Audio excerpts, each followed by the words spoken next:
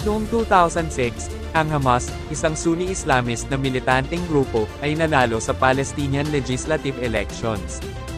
Noong taon ding iyon, naganap ang labanan sa pagitan ng Hamas at Fatah, ang grupong politikal na kumokontrol sa PLO. Noong 2007, tinalo ng Hamas si Fatah sa isang labanan para sa Gaza. Itinuturing ng maraming bansa ang Hamas bilang isang teroristang organisasyon. Ang grupo ay nagsagawa ng mga pambobomba ng pagpapakamatay at paulit-ulit na nanawagan para sa pagkawasak ng Israel. Naglaban ang Hamas at Israel sa ilang madugong digmaan, kabilang ang Operation Cast Lead noong Desyembre taong 2008, Operation Pillar of Defense noong Nobyembre taong 2012 at Operation Protective Edge noong Hulyo taong 2014.